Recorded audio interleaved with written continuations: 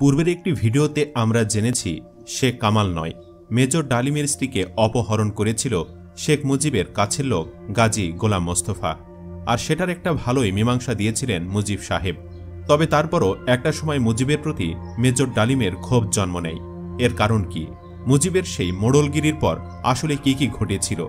আসল কাহিনী জানতে হলে ভিডিওটি না টেনে দেখতে হবে একদম শেষ পর্যন্ত। জানা যায় সেই কালোরাত্রির পরদিন মেজর ডালিমকে সেনা সদরে তলব করে পাঠানো হয়। আর্মি হেডকোয়ার্টার্সে উপস্থিত হয়ে তিনি জানতে পারলেন চিফ তাকে ডেকেছেন। কিন্তু তার আগে ডাক পড়ল জেনারেল জিয়ার অফিসে। মেজর ডালিমের কাছে জেনারেল জিয়া জানতে চাইলেন গতরাতে কি ঘটেছে। সবকিছুই বিস্তারিত খুলে বলার পর বেশ উত্তেজিতভাবেই বললেন, this is incredible and ridiculous, this is simply not assemble. General Zia পরে আর কোনো প্রতিক্রিয়া দেখাননি, জাস্ট ঠিক আছে দেখো চিফ কি বলে বিদায় জানান মেজর ডালিমকে। তবে বাকি কোনো সেনারাই এতেই ক্ষান্ত হতে চাইল না। তারা মেজর ডালিম ও তার পরিবারের সাথে নিজেদেরও জড়িত মনে করছিল। হাফিজ নামের একজন মেজর বলেছিল, বিষয়টা শুধুমাত্র তোমার আর ভাবির ব্যাপারই নয়, সমস্ত আর্মির dignity, pride and honour are at stake, মানে আমরা সবাই এর সাথে জড়িত। তিনি মেজর ডালিমকে আরও বলেন, you got to understand this clearly, ওকে?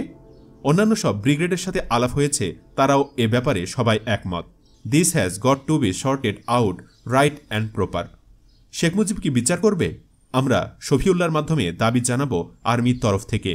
প্রধানমন্ত্রীকে সে দাবি অবশ্যই মানতে হবে। দাবিগুলো আমরা ঠিক করে ফেলেছি। তুমি শফিউল্লাহ কি বলে সেটা শুনে আসো, তারপর যা করবার সেটা আমরা করব। এ নিয়ে আর্মি হেডকোয়ার্টার্স এ সমস্ত তরুণ অফিসারদের মধ্যে চরম উত্তেজনা বিরাজ করছিল। এরই মধ্যে মেজর ডালিম ও চিফ শফিউল্লাহর সাক্ষাৎ হয়। ভালোমন্দ কথার পর আসল বিষয়ের অবতারণা করলেন জেনারেল শফিউল্লাহ। তিনি বলেন, দেখো ডালিম, গতরাতের ঘটনায় প্রধানমন্ত্রী নিজে দুঃখ এবং অনুতাপ প্রকাশ করেছেন। I am also very sorry about the whole affair. Sheikh sahib তো তোমাদেরও আপনজন, অত্যন্ত স্নেহ করেন তোমাদের দুজনকেই।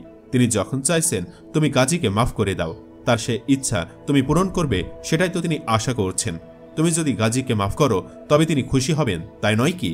মেজর ডালিম জবাব দেন, স্যার, তিনি আমাদের বিশেষ শ্রদ্ধার পাত্র। পারিবারিকভাবে আমাদের ঘনিষ্ঠতাও আছে, সেটাও সত্য। তিনি ও তার পরিবার আমাদের ভালোবাসেন, কিন্তু নীতির ব্যাপারে আপোষ আমি করতে পারবো না। সেটা আপনার সামনে তাকে আমি বলে এসেছি। And I shall stick to that till the end. এ কথা শুনে চিফ বিরক্তির সুরে বলে ওঠে, well, that's up to you then. I have nothing more to tell you. Thank you sir. বলে মেজর ডালিম বেরিয়ে এসে দেখেন চিফের অফিসের সামনে প্রায় সব অফিসার একত্রিত হয়ে দাঁড়িয়ে আছে। তারা জানতে চাইল চিফ কি বললেন। মেজর ডালিম তাদের কথোপকথনে সবটাই তাদের হুবহু খুলে বললেন। ক্ষুব্ধ হয়ে উঠল সবাই। একজন এডিসিকে বলল, go and call him out here, we want to talk to him. এডিসির মাধ্যমে অফিসারদের অভিপ্রায় জানতে পেরে বেরিয়ে এলেন জেনারেল শফিউল্লাহ। সবাই তাকে ঘিরে দাঁড়ালো। চিফ বললেন, বলো তোমাদের কি বলার আছে। একজন বললেন, স্যার, গতরাতের ঘটনা শুধুমাত্র মেজর ডালিম এবং তার স্ত্রীর ব্যক্তিগত ব্যাপার নয়। আমরা আজ যেখানে দুষ্কৃতিকারী দমনের জন্য সারা দেশে ডেপ্লয়েড, সেই পরিস্থিতিতে বিনা কারণে গাজী ও তার সন্ত্রাসীরা অস্ত্রের মুখে আমাদেরই একজন অফিসার এবং তার স্ত্রীকে কিডন্যাপ করে নিয়ে গিয়ে হত্যা করার চেষ্টা করেছে। এটা সম্পূর্ণ বেআইনি নয়। It has compromised the honour and the dignity of the whole armed forces, particularly army. We cannot take it lying. It has got to be sorted out right and proper. General Shafiullah জবাবে বলার চেষ্টা করলেন, well, the prime minister is personally very sorry about the whole affair. শফিউল্লাহকে থামিয়ে দিয়ে একজন মুখের ওপর বলে ওঠে, দ্যাটস নট এনাফ। তারপরই সমগ্র সেনাবাহিনীর তরফ থেকে 3টি দাবি জেনারেল শফিউল্লাহকে জানানো হয়। 1.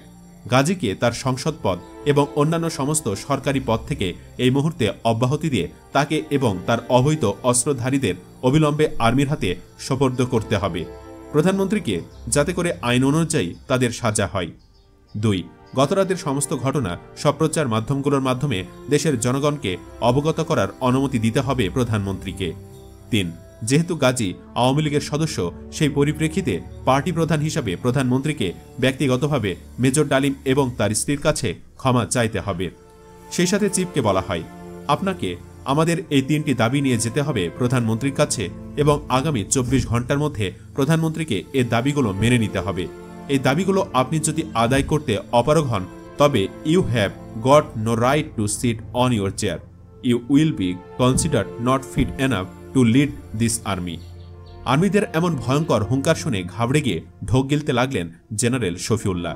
থতমত খেয়ে বেসামাল অবস্থায় কিছু একটা বলতে যাচ্ছিলেন তিনি, কিন্তু তার আগেই লেফটেন্যান্ট শামশের মুবিন চৌধুরী বীর বিক্রম তার কোমরের বেল্ট খুলে ছুঁড়ে ফেলে দিল জেনারেল শফিউল্লাহর পায়ের কাছে।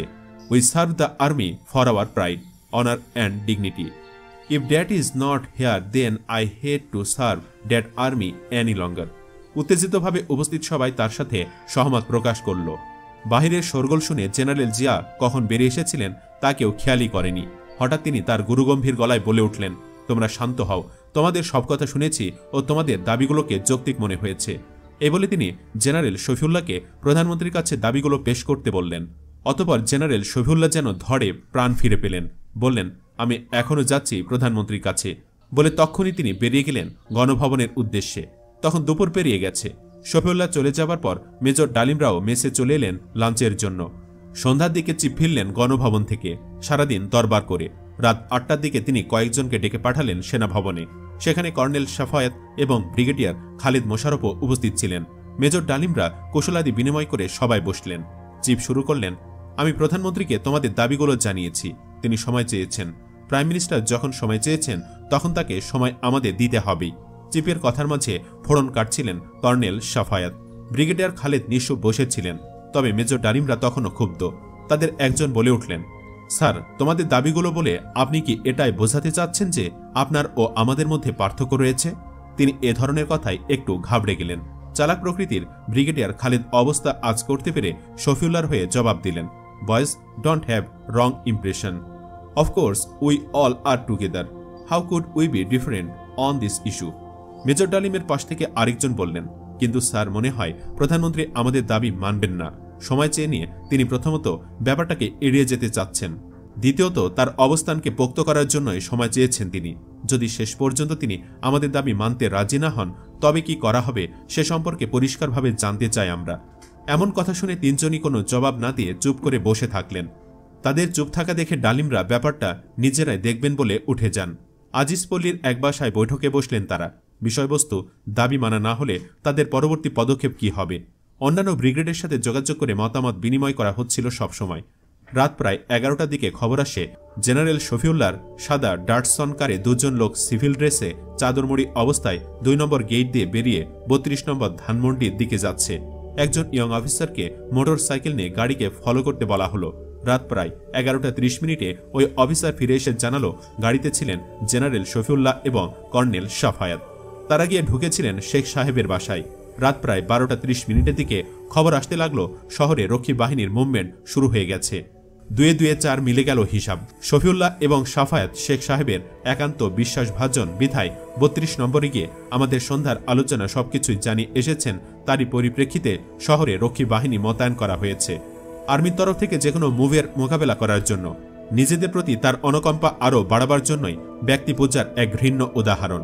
রাত 2:30টার দিকে বিভিন্ন বর্ডার এলাকা থেকে খবর আসতে লাগলো মধ্যরাত্রির পর থেকে ভারতীয় বাহিনীর অস্বাভাবিকভাবে তৎপরতা শুরু হয়েছে। তার মানে নিজের নিরাপত্তার জন্য শেখ মুজিব শুধুমাত্র তার অনগত রক্ষী বাহিনী এবং সেনাবাহিনী তার তল্লি বাহক নেতৃত্বের ওপর আস্থা রেখে স্বস্তি পাচ্ছেন না। তাই বন্ধু রাষ্ট্রের সাহায্য চেয়ে বসেছেন মৈত্রী চুক্তির আওতায়। মেজর ডালিমরা বেশ কয়েকজন শহর ঘুরে দেখলেন খবরগুলো সত্যি। দুঃখ হলো পেশাগত নিজ যোগ্যতায় নয়, শেখ মুজিবের বদান্যতায় যারা এক লাফে মেজর থেকে জেনারেল বনে গেছেন তারা নিজেদের চামড়া পর্যন্ত বিকিয়ে দিয়ে বসে আছেন শেখ সাহেব এবং তার দলের স্বার্থ রক্ষা করার জন্য। ব্যতিক্রম অবশ্য ছিল, জেনারেল জিয়াউর রহমান ছিলেন তেমনই একজন। কিন্তু কথায় আছে, exception is never an example. পরদিন শফিউল্লাহর ডাক পড়ল গণভবনে। ফিরে এসে মেজর ডালিমকে ডেকে পাঠালেন তিনি। গত দুদিনের তুলনায় আজ তাকে বেশি কনফিডেন্ট দেখাচ্ছিল। তিনি বলেন, বিষয়টির জন্য প্রধানমন্ত্রী আরও সময় চেয়েছেন। পুরো ঘটনার জন্য আমি তদন্তের সিদ্ধান্ত নিয়েছি ও তদন্ত শেষ হলে তুমি কুমিল্লায় ফিরে যাবে। কি অদ্ভুত যুক্তি! দোষ করল গাজী গোলাম মোস্তফা আর তদন্ত হবে মেজর ডালিমের। তবুও ওই অবস্থায় চিফের হুকুম মেনে নিয়ে তদন্তের পরিণাম পর্যন্ত চুপচাপ থাকতে হবে সিদ্ধান্ত হলো। তদন্ত শেষ করে কয়েকদিন পর কুমিল্লায় ফিরে গেলেন মেজর ডালিম। মাসখানেক পর যা ঘটল তার জন্য কেউ প্রস্তুত ছিল না। কর্নেল হুদার মাধ্যমে একটা পারিবারিক পার্টির মধ্যেই খবর গেল প্রেসিডেন্সিয়াল অর্ডার নম্বর 9 প্রয়োগ করে আর্মি থেকে 8 জন অফিসারকে চাকুরি থেকে অব্যাহতি দেওয়া হয়েছে। মেজর ডালিম ও নুরো আছেন এই 8 জনের মাঝে। খবরটা অপ্রত্যাশিত, তাই হজম করতে কিছুটা সময় লাগলো মেজর ডালিমের। নিজেকে স্বাভাবিক করে নিয়ে স্ত্রী নিম্মিকে ডেকে মেজর ডালিম সান্ত্বনা দেন, টেক ইট ইজি, নিজেকে সামলে নাও, don't get upset and spoil the party. মেয়ে মানুষ, তার উপর ভীষণ স্পর্শকাতর এবং কোমল প্রকৃতি নিম্মির। তবুও সেদিন অতি কষ্টে সবকিছুই সামলে নিয়েছিল সে। অতিথিদের কেউই কিছু বুঝতে পারেনি কি অঘটন ঘটে গেছে ইতিমধ্যে। খবরটা তখন পর্যন্ত কেউ জানত না। পার্টি শেষে একে একে অভ্যাগতদের সবাই বিদায় নিয়ে চলে গেল। থেকে গেলেন শুধু কর্নেল হুদা ও তার স্ত্রী। ভাবিকে খবরটা দেওয়া হলো। খবরটা জেনে ভাবি ভেঙে পড়লেন। মেজর ডালিমকে অত্যন্ত স্নেহ করতেন তিনি। নিম্মিও তার নিজেকে সামলে রাখতে পারল না, ক্ষোভে কান্নায় জড়িয়ে ধরল ভাবিকে। মেজর ডালিম ও কর্নেল হুদা দুজনে তাদের শান্ত করার চেষ্টা করছিলেন। অতঃপর কর্নেল হুদা মেজর ডালিমকে বললেন, কাল তোমাকে নিয়ে আমি ঢাকায় যাব এবং প্রধানমন্ত্রীর সাথে দেখা করব। নিম্মি, তুমিও যাবে আমাদের সাথে। পরদিন ব্রিগেডের সবাই খবরটা জেনে গেল। আর্মি হেডকোয়ার্টার্সে চরম উত্তেজনা। জেনারেল শফিউল্লাহ অফিসে নেই, তিনি নাকি অসুস্থ। জেনারেল জিয়া মেজর ডালিমের ঢাকা ফেরার কথা শুনে ডেকে পাঠালেন। মেজর ডালিম অফিসে ঢোকামাত্র জেনারেল জিয়া সিট থেকে উঠে এসে জড়িয়ে ধরলেন। স্বল্পভাষী লোক, বললেন, হ্যাভ ফেথ ইনশাল্লাহ, he does everything for the better. This is just the beginning and I am sure many more heads will roll. একই সাথে জেনারেল জিয়া বলেছিলেন, তোমার যে কোনো প্রয়োজনে সবসময় আমার দরজা খোলা। অতঃপর MS ব্রাঞ্চ থেকে PO 9 এর লিখিত অর্ডারটা নিয়ে বেরিয়ে এসেছিলেন মেজর ডালিম ও নূর সেনা সদর থেকে। রিটায়ারমেন্ট অর্ডারটা যখন হাতে নিচ্ছিলেন মেজর ডালিমে তখন মনে পড়েছিল শেখ সাহেব সস্নেহে নিম্মিকে বুকে জড়িয়ে ধরে কথা দিয়েছিলেন সুবিচার করবেন তিনি। সেই সুবিচারের ফলে তাকে চাকরিচ্যুত হতে হলো বিনা কারণে। সেদিনই সন্ধ্যায় ডালিমকে সঙ্গে নিয়ে কর্নেল হুদা গিয়ে হাজির হলেন 32 নম্বর ধানমন্ডিতে। অতি পরিচিত সবকিছুই, কিন্তু এবারের আশাটা কিছুটা ভিন্ন প্রকৃতির, তাই পরিবেশটা কিছুটা অস্বস্তিকর। এরই মধ্যে বাসায় ফিরে এলেন শেখ সাহেব। ডাক পড়ল 3 তলার অতি পরিচিত ঘরেই। একাই বসেছিলেন শেখ সাহেব। ঘরে ঢুকে অভিবাদন জানাবার পর কর্নেল হুদা বললেন, এত বড় অন্যায়কে মেনে নিয়ে চাকুরি করার ইচ্ছে আমারও নেই স্যার। বলে পকেট থেকে একটা পদত্যাগপত্র বের করে সামনে টেবিলের উপর রেখে তিনি বললেন, আমার এই পদত্যাগপত্রের official copy through proper channel শীঘ্রই আপনার কাছে পৌঁছাবে। তার এ ধরনের আকস্মিক উপস্থাপনায় কিছুটা বিব্রত হয়ে শেখ সাহেব বললেন, তোমরা সবকিছুই একতরফাভাবে দেখো, আমার দিকটা একটুও চিন্তা করো না। একদিকে আমার পার্টি আর অন্যদিকে ওরা, আমি কি করুম? পার্টির কাছে আমি বান্ধা, পার্টি ছাড়া তো আমার চলব না। তারপর আমার দিকে ফিরে বললেন, তুই আর নূর কাইল আমার সাথে রাইতে বাসায় দেখা করবি। পরদিন জেনারেল শফিউল্লাহর অফিসে মেজর ডালিমের ডাক পড়ল। চিফ নির্দেশ দিলেন কুমিল্লায় তার আর ফিরে যাওয়া চলবে না, নিম্মিকে পাঠিয়ে জিনিসপত্র সব নিয়ে আসার বন্দোবস্ত করতে হবে। কর্নেল হুদা এই নির্দেশে জোর প্রতিবাদ করলেন, কিন্তু শফিউল্লাহ তার সিদ্ধান্ত বদলালেন না। কোনো ঝুঁকি নিতে চাচ্ছেন না তিনি। কুমিল্লা ফিরে মেজর ডালিম যদি আবার কোনো অঘটন ঘটিয়ে বসেন। এভাবেই মুক্তিযুদ্ধ থেকে শুরু করে স্বাধীনতার পর যে আর্মি গঠন প্রক্রিয়ায় মেজর ডালিম অক্লান্ত পরিশ্রম করেছিলেন রাত দিন, সেই আর্মি থেকে স্বাভাবিক নিয়ম অনুযায়ী বিদায় নেওয়ার সৌভাগ্য থেকেও বঞ্চিত করা হয়েছিল তাকে। একজন সৈনিকের জন্য এই অবমাননা সহ্য করা খুবই কষ্টকর বলে মেজর ডালিম তার বইয়ে লিখেছেন। আর এ কারণেই শেখ মুজিব মেজর ডালিমের খুব কাছের মানুষ হলেও একটা সময় একরকম শত্রুতে পরিণত হন। শেখ মুজিব নিঃস্বার্থ রক্ষায় কেবল একজন মেজর ডালিমের সাথে অবিচার করেননি, একই সাথে গোটা আর্মি ডিপার্টমেন্টকে অপমান করেছেন। যে তরুণ আর্মিরা গাজী গোলাম মোস্তফার মতো সন্ত্রাসীর বিচার চেয়েছিল, সেই তারা উল্টো তাদের সহকর্মী হারিয়েছিল। মুজিবের মতো এমন অন্যায় অবিচার আপনার সাথে কেউ করলে কি জবাব দিতেন?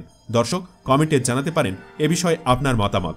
আর মেজর ডালিমের জবানবন্দি থেকে তথ্য নিয়ে নির্মিত এই ভিডিওটি ভালো লাগলে লাইক ও শেয়ার করুন। ধন্যবাদ।